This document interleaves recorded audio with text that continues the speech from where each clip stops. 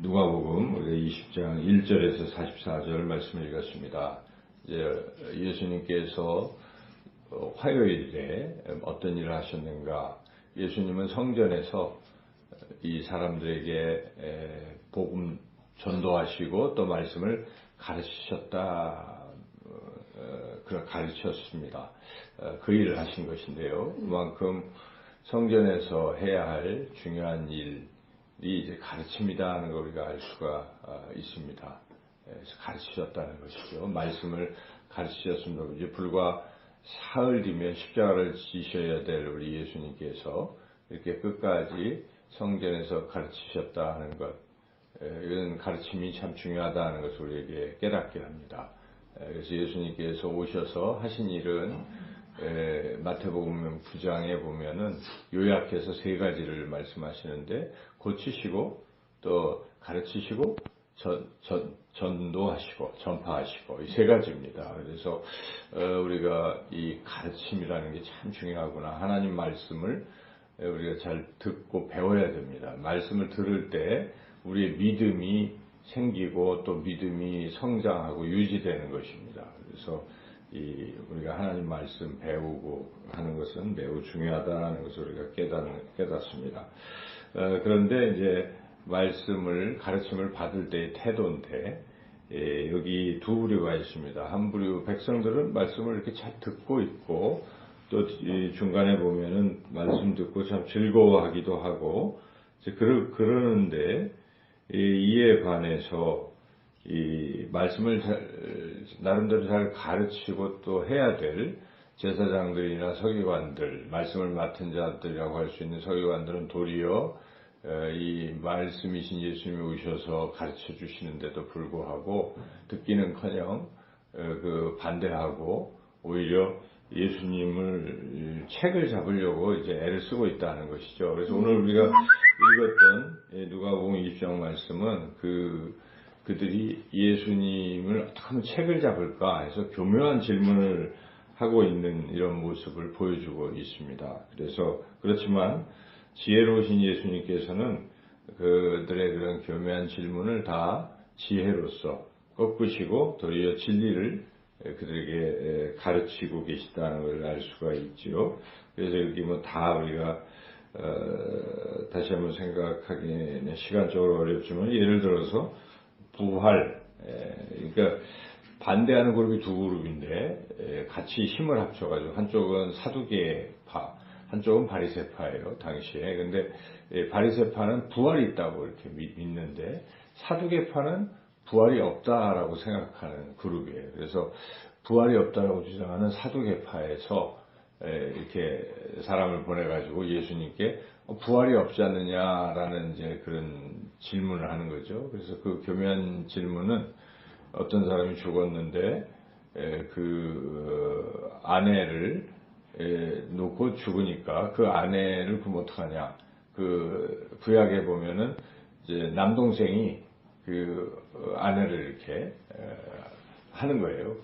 이제 계속 또 그 남동생도 죽고 다 죽었는데 나중에 부활이 있다면 얼마나 괴롭겠느냐. 천국에서 다들 살아나서 누구의 부인이 되겠느냐, 이런 이 교묘한 질문을 던진 거죠. 근데 예수님이 거기에 대해서 지혜롭게 답변하신 것입니다. 천국에는 장가가는 일도 없고 그렇기 때문에 그 문제가 되지 않는다. 부활은 있다. 이렇게 이제 지혜롭게 답변을 하신 것이죠.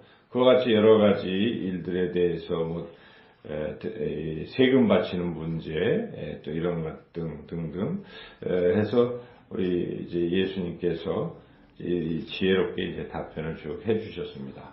자, 우리가 이 상황을 생각하면서 예수님은 어떤 마음으로 그렇게 대적자들의 질문을 또 지혜롭게 이렇게 답변하고 계셨을까? 예수님은 비록 그들이 대적하고 있지만은 결국 좀 회개하기를 원하시는 마음으로 이렇게 계속 답변을 해 주신 것이다, 이렇게 생각할 수가 있어요. 그래서 우리 하나님은 그러신 분이십니다. 그 누구라도 다시 돌이켜 회개하고 오면 언제나 용서를 하신 하나님이십니다. 우리가 성경을 보면 그래요. 그렇죠? 하나님은 돌아왔는데 뭐 내치고 그러지 않습니다. 또 돌아온 탕자의 비유도 그렇지 않습니까? 그래서 잘못했다고 회개하면 용서하시는 하나님이시기 때문에 우리 예수님 지금 십자가를 지러 가시는 이 순간까지도 대적하는 무리가 돌아오기를 바라시고 그들이 회개하기를 원하셨다는 것을 우리가 알 수가 있죠. 그것은 우리가 우리 주님이 어제 이번 주의 말씀에 십자가를 지고 계시면서 자신을 못 받고 조롱하는 그 병사들을 보고도 저들의 죄를 돌리지 마시고 용서하시기를 하나님 아버지께 기도하셨던 그 모습을 우리가 생각해 보면 알 수가 있습니다. 그래서 그 잘못하고 마지막 순간에 회개했던 우평광도를 낙원으로 데려가시는 주님. 그래서 하나님의 사랑은 무한하십니다.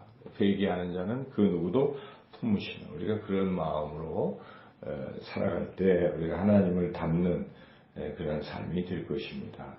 그렇지만 이렇게 주님이 끝까지 기회를 주셨음에도 이들은 결국은 대적하고 대적해서 예수님을 십자가에 못 박는 잘못을 범했다는 것인데, 우리가 좀 깊이 생각을 해볼 때 왜 이들은 끝까지 대적을 했을까 하는 점이죠. 왜 이들이 그렇게 대적했을까? 그것은 그들이 가지고 있는 뭔가를 지키려고 했기 때문에 그렇다는 것입니다. 그들은 이 종교적인 어떤 기득권이라는 게 있습니다. 그래서 대제사장의 지위, 그리고 서기관들의 어떤 지위, 뭐 등등 이런 지위를 가지고 있었는데, 이런 기득권을 갖고 있었는데, 예수님이 오셔갖고 뭐 성전을 청결케 하니까 자기네들이 성전에서 그런 기득권을 누렸는데 한꺼번에 일단 무너지는 이런 상황이 첫째 있죠. 그런데 그거를 이렇게 내려놔야 되는데 끝까지 그걸 지키려고 했었다는 점에서 그렇다는 것이고, 그리고 이제 그 기득권과 또 연결될 수 있는 게 이제 권위의식이겠죠. 그래서 그래도 우리가 백성들에게 지도자로 군림하고 있었는데, 새파란 젊은이 예수님이 몇 마디 해가지고 그 우리의 그걸 한꺼번에 권위를 다 무너뜨리느냐. 그래서 여기 첫 질문 시작도 권위에 대한 질문으로 시작하죠. 성전을 그렇게 청결하게 네가 했는데 무슨 권위로 그렇게 하는 거냐 하고 20장 시작 부분 2절에 보면 당신이 무슨 권위로 이런 일을 하는지 하고 이제 그 권위에 대한 관심을 갖고 있다는 걸 알 수가 있죠. 근데 그 권위를 놓치지 않으려고 계속 지키려고 했다는 점. 세 번째, 이들이 끝까지 예수님을 반대했던 결정적인 이유는 하나님을 두려워하지 않는다는 것입니다. 하나님을 두려워하지 않고 사람들을 두려워하고 있었다는 점인데, 오늘 본문에도 그런 것이 곳곳에 드러나고 있어요. 그래서 만일 이걸 요한의 세례가 요한이 선지자로 인정하지 아니하면 사람들이 우리를 돌로 칠 거야 하고 두려워서 말을 못하는, 그리고 중간중간에도 사람들이 어떻게 할까? 사람 눈치를 보고 있는 것이죠. 그런데 사람은 일시적인 것인데 하나님을 두려워해야 되는데, 사람의 영혼까지 죽일 수 있는 하나님을 두려워해야 되는데 이들은 그 두려움이 없었던 것이죠. 그래서 결국 사람들의 평판과 어떤 이런 거에만 연연하지 하나님이 나를 어떻게 보실까 하는 이런 신앙이 깊은 어떤 그런 경지에 들어가지 못하고 그저 눈에 보이는 이런 모습 때문에 결국 하나님의 아들이신 예수님을 대적하고 이러한 잘못을 범하게 됐다는 것이죠. 그래서 우리와는 무관하겠지만은 잘 생각해 봐야 돼요. 우리 신앙의 모습도 행여나 우리가 그동안 쌓아온 어떤 이런 것들이 무너질까 두려워서, 또는 다른 사람이 나를 어떻게 볼까 하는 이런 평판이 두려워서 우리 신앙이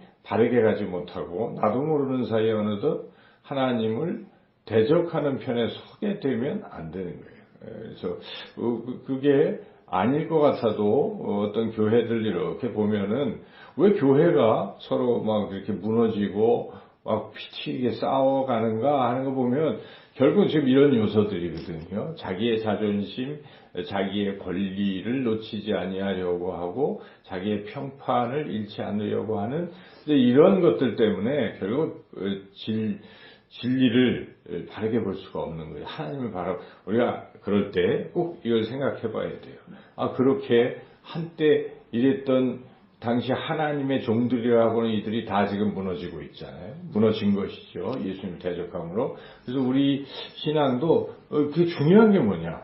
결국 우리는 하나님 앞에서 하는 거예요. 그래서 어떤 그런 것도 하나님 앞에서 우리가 진실되게 기도하고 하나님이 보시면 어떨까 이런 마음을 갖게 되면 우리가 다 내려놓고 주님을 따라갈 수가 있다는 것이죠. 그래서 오늘 이 말씀을 통해서 우리가 깊이 생각해 봐야 되겠어요. 그래서 우리가 하나님을 깊이 생각하시고 하나님 앞에서 하나님이 나를 어떻게 보실까 하는 그런 마음을 가지고 오늘 하루도 하루하루 살아갔을 때에 하나님이 나를 어떻게 보실까 하나님 앞에서의 그러한 삶 살아가시기를 주님의 이름으로 축원합니다.